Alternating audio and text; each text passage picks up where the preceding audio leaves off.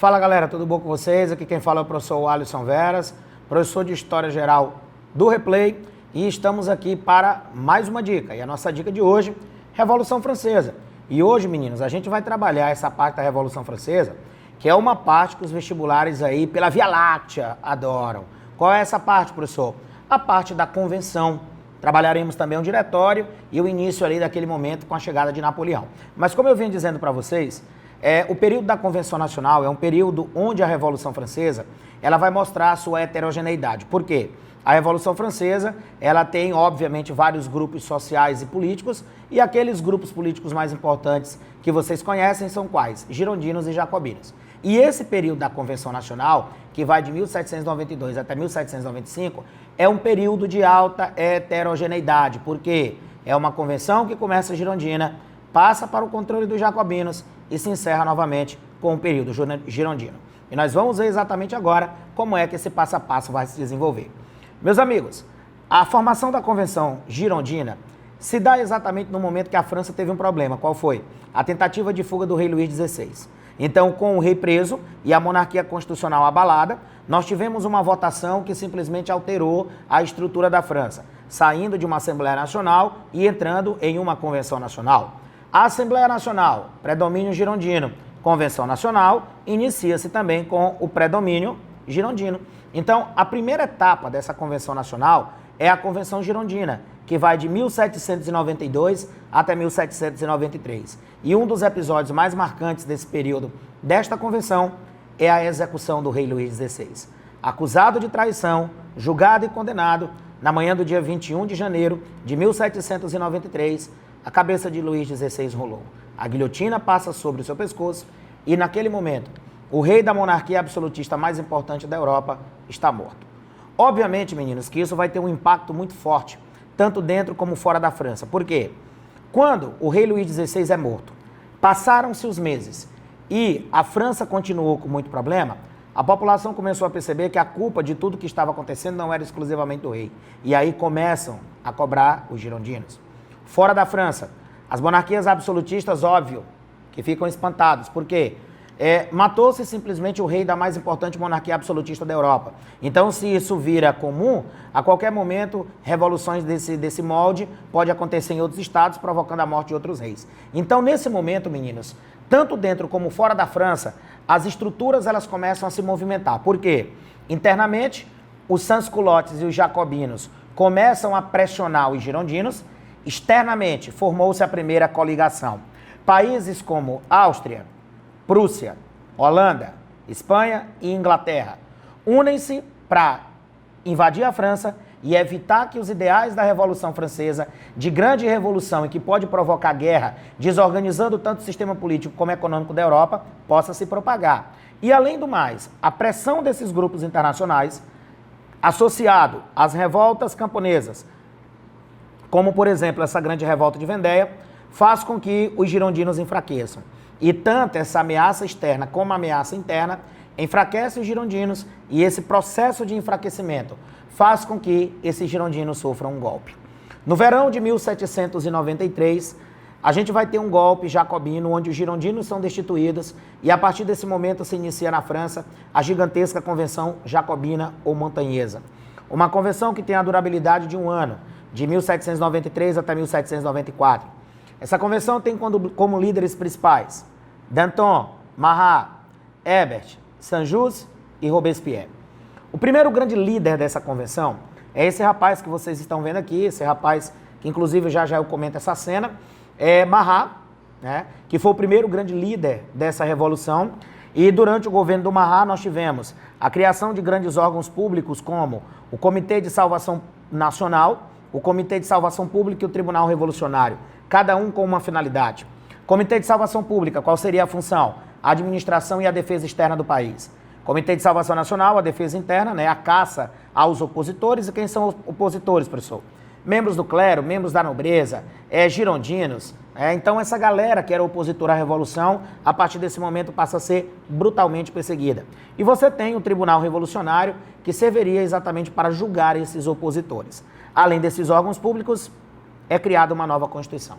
A Constituição do ano 1, que prega um sufrágio universal, obviamente masculino nesse primeiro momento, e a criação de uma república.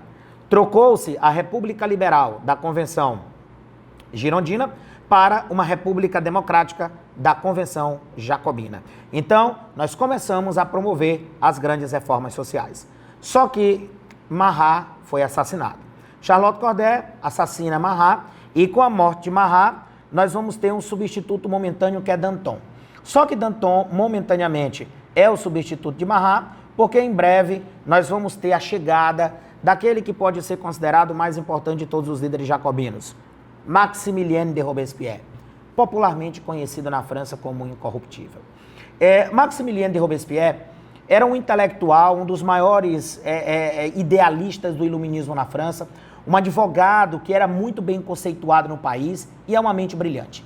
Então, obviamente, que quando essa mente brilhante chega ao poder, muita gente na França diz, agora vai. Agora a França ela pode, de fato, se desenvolver.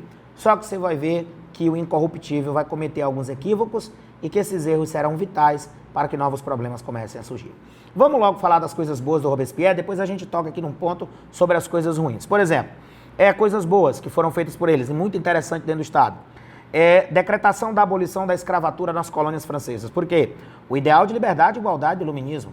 Então, como é que na França nós somos livres e nas colônias nós temos negros que estão sendo escravizados? Então, a partir de agora, está tudo abolido. A abolição da escravatura é oficializada nas colônias francesas. Segundo, fim de todos os privilégios. Igualdade de todos perante a lei.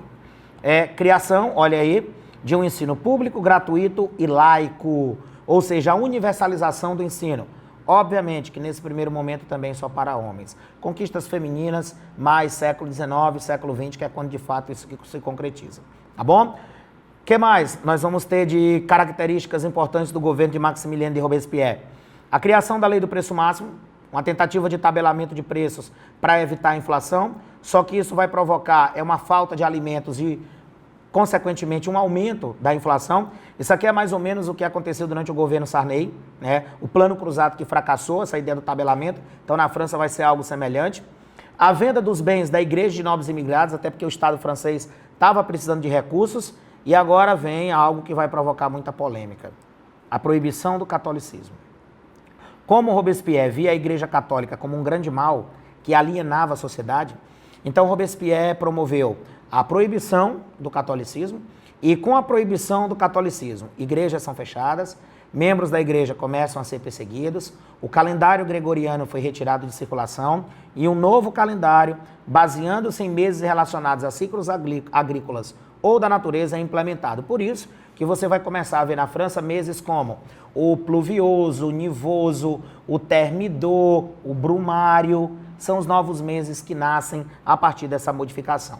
Agora, professor, no momento que proibiu-se o catolicismo, a França virou um estado ateu, foi? Não. Por quê? Porque vai ser criado o culto à razão. Ou seja, o culto à razão é criado, a racionalidade tem exatamente o seu ápice nesse momento. Inclusive, a grande catedral de Notre Dame, ela é transformada no símbolo do saber. E que uma deusa foi criada, a deusa da razão. E essa deusa da razão tem como grande sacerdote, Robespierre. E aí é onde o negócio começou a complicar. Por quê? Robespierre ajudou a destruir o absolutismo em um momento onde o absolutismo é um sistema político de altíssima centralização associada a uma religiosidade. O governo de Robespierre é ditatorial, é autoritário e que agora soma-se a uma religiosidade, a deusa da sabedoria. Associada a esses grandes problemas, você ainda teve o grande terror vermelho. O que é isso, professor? O ápice das perseguições. Segundo se conta, mais de 100 mil pessoas, 100 pessoas. Além desses grandes problemas que nós tivemos relacionados à religião, nós temos também a Era do Terror. E essa Era do Terror é um momento de ápice das grandes perseguições. Por quê? Segundo consta, mais de 100 pessoas passam a ser executadas diariamente. E as perseguições, elas fogem de qualquer normalidade. Por quê, professor? Passam a ser perseguidos opositores do Estado. E quem são esses opositores? Membros do clero, membros da nobreza, membros girondino, mas nesse momento, membros jacobinos e até sans-culottes. Passam a ser perseguidos por divergirem de qualquer ideia de Robespierre. E por conta disso é que nós teremos o ápice do terror. E obviamente, meninos, o grande número de mortes, o autoritarismo do governo de Robespierre, associado a essa paranoia dessa centralização somada à religião, faz com que Robespierre comece a perder força. E a perca de poder de Robespierre coincide exatamente quando o grupo dos jacobinos começa a ter uma grande cisão. E essa cisão faz com que o grupo jacobino se divida em duas alas, a ala radical e a ala dos indulgentes. A ala radical, o que era que queria? Que o Robespierre aumentasse o número de execuções. Essa ala é liderada por Hebert. Já os indulgentes, queria frear o número de mortes. E era liderado por quem? Danton. Então é mais ou menos o anjinho e o diabinho no ouvido do Robespierre. Hebert dizia, aumenta o número de mortes, senão tu vai acabar igual o Marat. Já o Danton chegava e disse, rapaz, baixa o número de mortes, porque senão tu vai acabar como o Marat. E aí o Robespierre ficou zangado com ambos e simplesmente ordenou tanto a execução de Hebert como de Danton. E aí no momento que dois dos líderes mais populares dos sans-culottes são executados, Robespierre definitivamente perde força. Somando-se o autoritarismo, a crise financeira, a ameaça externa e agora a execução de líderes populares, Robespierre simplesmente perde força. Os jacobinos entram em total desorganização e, aproveitando essa desorganização jacobina, os girondinos dão um golpe, chamado de o golpe do 9 do Thermidor ou a reação termidoriana. Essa reação termidoriana nada mais é do que um golpe girondino que prende Robespierre e seus aliados. O governo jacobino é derrubado, Robespierre é executado na guilhotina e com a morte de Robespierre e a execução de alguns aliados, o governo montanhês, o governo jacobino, dá espaço para a nova convenção. A Convenção Girondina, ou também chamada de Convenção Termidoriana. Essa convenção, ela teve algumas metas como, por exemplo, anulou todas as reformas jacobinas, olha o impacto. Promoveu o terror branco, que é a perseguição de girondinos sobre sans-culottes e jacobinos, ou seja, descontaremos na mesma moeda. E a elaboração de uma nova Constituição, a Constituição do ano 3, que retorna o voto censitário, substituindo o sufrágio universal, e tira a República Democrática para introduzir um conselho de girondinos, chamado de diretório. O diretório nada mais é do que um conselho formado por 5 girondinos que são eleitos, e que esse diretório, que é o novo órgão público da França, nada mais é também do que a denominação que é dada para o último momento da Revolução Francesa. Revolução Francesa, que tem no diretório o seu momento mais longo, de 1795 até 1799, e que é um período de exclusivo domínio girondino. Característica desse período: período de grandes dificuldades dos girondinos. 2 motivos. Quais são os motivos? Pressão interna e pressão externa. Como assim, professor? A Revolução Francesa já está caminhando para uma década. O que foi que ela fez? Absolutamente nada, a não ser matar. A guilhotina funcionava plenamente na França. E nesse momento que os anos vão se passando e que a Revolução ela não dá um norte para o país, as ameaças externas começam a pressionar, porque uma das últimas medidas de Robespierre foi mandar executar Maria Antonieta, a última rainha absolutista da França, e os filhos do casal real. Obviamente que isso acendeu ainda mais a luz vermelha na Europa, fazendo com que a Europa, de fato, começasse a tentar invadir a França para acabar com essa maldita Revolução Francesa, porque ela está consumindo a estrutura real. Então, se externamente as fronteiras da França passam a ser ameaçadas, todo mundo está batendo na porta da França, internamente os jacobinos estão tentando dar golpes, assim como o grupo de realistas. Quem são os realistas, professor?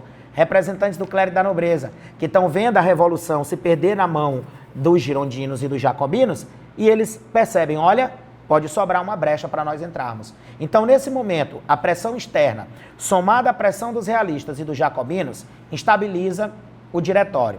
Lembrando que, nesse momento, a crise econômica se perpassa, a crise política se desenvolve, temos uma nova tentativa de golpe jacobino, que foi a Conjura dos Iguais, organizado por um líder jacobino chamado de Graco Babeuf. Essa Conjura dos Iguais, ela deu errado, fracassou. Graco Babeuf foi preso e com a prisão de Graco Babeuf, essa tentativa de reformas sociais, simplesmente ela vai para o espaço. A tentativa de promover novas reformas sociais e a derrubada dos girondinos desapareceram. Só que uma coisa, esses problemas fizeram com que os girondinos começassem a raciocinar. Raciocinar de que jeito? A qualquer momento nós podemos sofrer um golpe. Então, para que nós não soframos um golpe, é necessário centralizarmos o poder de novo. E qual é a ideia dos caras? Muito simples. Vamos centralizar o poder na mão de um cara que simplesmente é temido externamente e respeitado internamente. Quem é esta figura? O grande general Napoleão Bonaparte, que durante toda a Revolução Francesa foi um símbolo muito forte da França, e que esse cara temido externamente e respeitado internamente é a válvula de escape para os girondinos para tentar evitar um colapso. O golpe do 18 Brumário é articulado. O golpe do 18 Brumário nada mais é do que um arranjo político, onde os girondinos, unidos com os militares, colocam Bonaparte no poder com o objetivo de pacificar a França, estabilizar o país e simplesmente começar a consolidar as conquistas burguesas. O golpe do 18 Brumário tecnicamente significa o fim da Revolução Francesa e o início de uma nova era, a Era Napoleônica. Para encerrarmos, consequências da Revolução Francesa, que são importantes: a aristocracia do antigo regime perdeu privilégios, ou seja, as características feudais de fato desapareceram. Desapareceram as amarras feudais com relação à economia, né? E de fato as atividades burguesas passam a ter um ideal liberal. A Revolução alavanca a França do estágio do feudalismo para o capitalismo, coisa importante. Então as estruturas feudais da França são completamente destruídas para que o capitalismo se consolide. E além do mais, a Revolução influencia diretamente movimentos liberais na Europa, como as revoluções de 30, revoluções de 48 e revoluções no continente americano, como os processos de independência da América, que posteriormente vocês verão. Ou seja, a Revolução Francesa, ela é inspiradora. Perfeito? Então, com esse golpe do 18 Brumário e com essas consequências, fechamos o tema Revolução Francesa e voltamos com outras dicas posteriormente para vocês. Grande abraço, galera, grande beijo, valeu, até a próxima.